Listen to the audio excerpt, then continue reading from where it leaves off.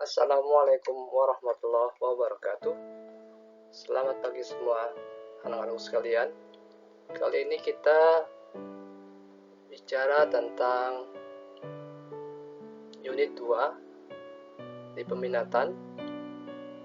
Materinya penggunaan kata-kata should dalam bentuk present, past, dan future.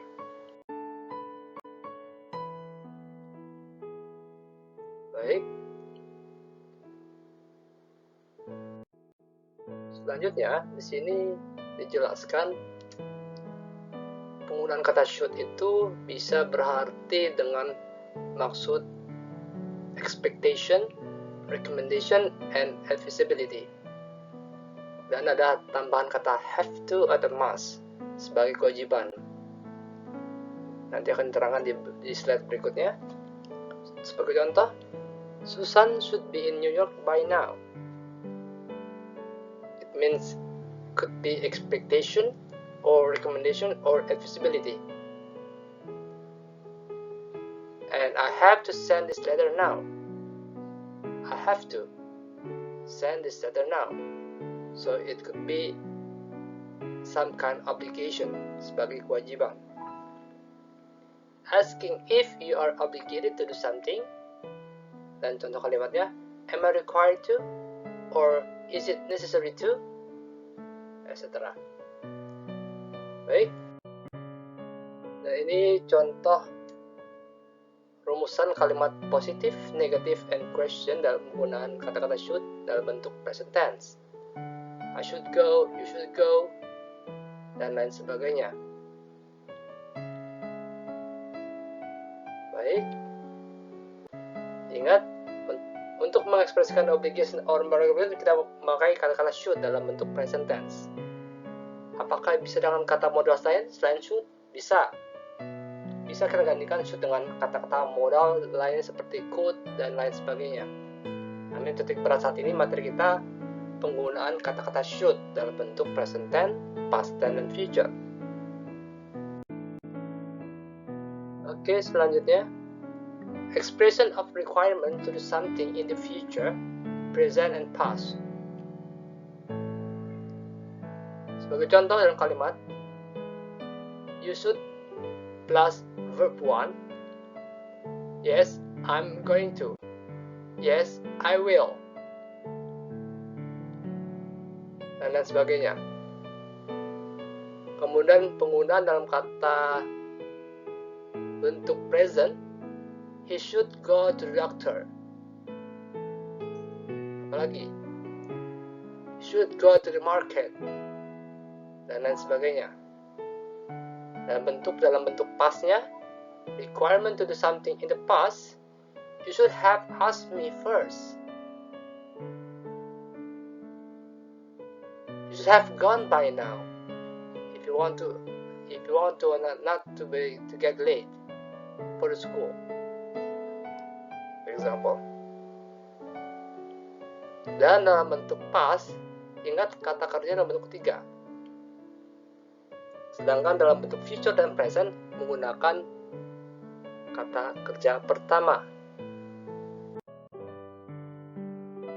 Bicara tentang kata-kata should tadi, itu fungsinya sebagai advisability, obligation, recommendation, expectation, and advice, and invitation.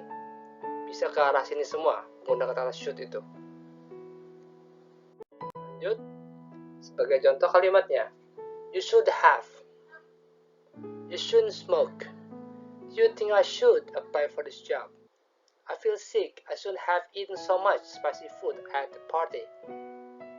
Perhatikan beberapa struktur kalimat ini.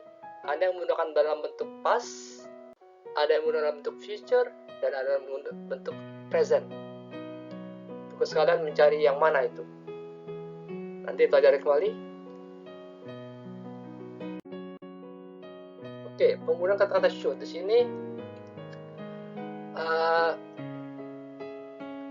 We think it's a good thing to do or the right thing to do.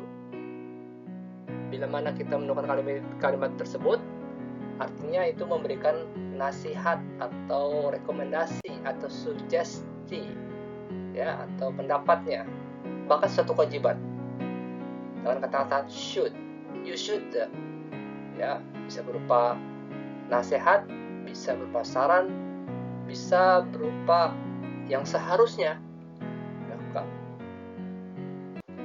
For example, government should do something about pandemic. Okay, next, we can also say you should be doing something when it is the best thing to do or what somebody expected to do at this moment.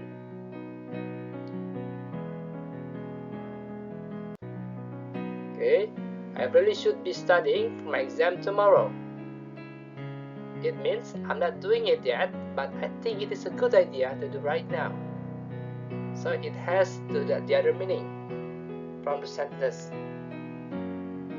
Jadi kalimat tersebut punya arti tersendiri, ya, arti tersirat dari pengucapan seperti itu. Bila mana kita menggunakan should dalam bentuk future, artinya belum terjadi, tapi akan dilaksanakan. Tercermin dari kalimat yang paling bawah. Selanjutnya, ini ada dua jenis penggunaan kata should dalam bentuk positif dan should dalam bentuk negatif. Should and should not. Jadi ingat, fungsinya menyarankan, nasihat, rekomendasi, bahkan bisa jadi seharusnya atau kewajiban, obligation. Penggunaan should di sini, baik dalam bentuk present, past, dan future. Ya, kalimat seperti itu. Nah, di sini ada tambahan di luar konteks buku kalian yang kalian pegang itu. Apa sih bedanya antara should, must, and had better? Di situ saya tempelkan, should is not as strong as a must. And should and had better are commonly used in giving advice.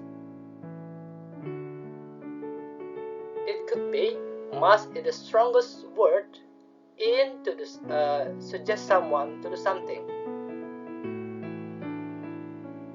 Jadi penggunaan kata-kata should dan had better sering sekali digunakan untuk memberikan nasihat atau rekomendasi maupun ke arah saran. Namun ini di dalam struktur percakapan masih di ambang batas, artinya secara umum banyak digunakan. Tapi kata-kata must yang dikeluarkan dalam percakapan itu sudah strong tingkatannya, harus segera. That's mean must is strong word than should or had better. Lanjut. Dan ini rumusannya dari ketiga bentuk tersebut, dipadukan modal bentuk should. Nanti kalian sudah praktekkan membuat kalimat seperti ini dan rumusannya seperti ini.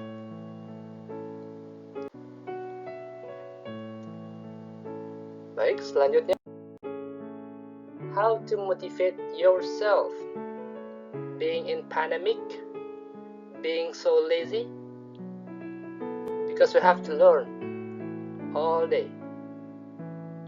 So keep up our body and our mind.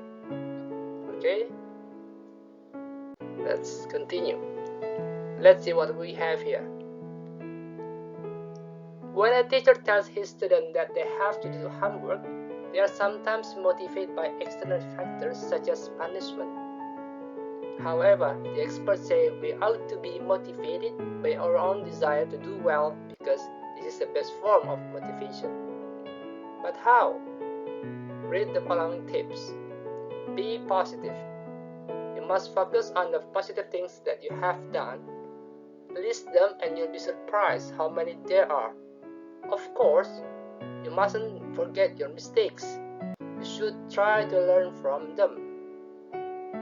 Second one, have an objective. Objectives don't have to be big to be effective. Completing small objectives gives you a sense of achievement and you'll be ready for bigger challenges. And third, make a plan. To achieve goals, you need to prepare prepare a plan. A plan is really a set of smaller objectives. It needn't be very long, but it will help you to move in the right direction. Perhatikan struktur kalimat tersebut. Ada penggunaan kata have to, ought to, must, should, don't have to, need, and need not. Ini semua dalam bentuk penyaranan. Ya, tadi di slide sebelumnya sudah dijelaskan must itu lebih strong dibandingkan kata-kata should dalam hal giving advice, recommendation, suggestion, or obligations. Oke, kita lanjut. Ini penggunaan must and have to. Nanti silahkan dibaca kembali.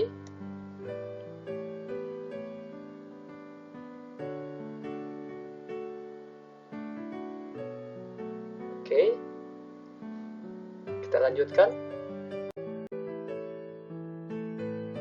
Ini contoh percakapan dengan menggunakan kata-kata might be, could be, might have, can have. Oke, jadi berlanjut dari kata-kata should, must, might be. Naik lagi tingkatannya. Apakah dalam percakapan ini ada? Ada. Yang kita perlukan sorotnya adalah penggunaan should-nya. Ini memperkaya kalian, wawasan kalian. Kata-kata saran tuh banyak sekali kita bisa pakai dalam bentuk modals, terutama di kata-kata should. Should in present, should in the past, and should in the future. Ini materi tambahan saja untuk kalian pahami.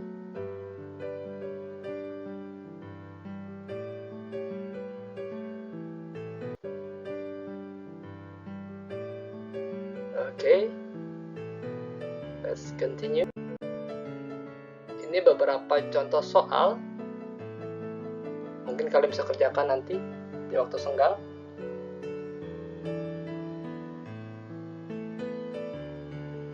Karena kita akan berlatih terus untuk penggunaan kata-kata tersebut dalam kehidupan sehari-hari.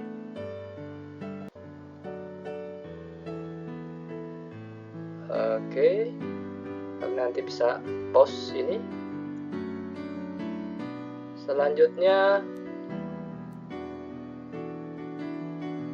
kurang lebihnya saya mohon maaf, barangkali cukup. Be proactive because you're in charge and you are a responsible person. You take initiative and you choose your own action and attitudes, and you don't blame others when you make your own mistakes. Thank you very much. Assalamualaikum warahmatullahi wabarakatuh.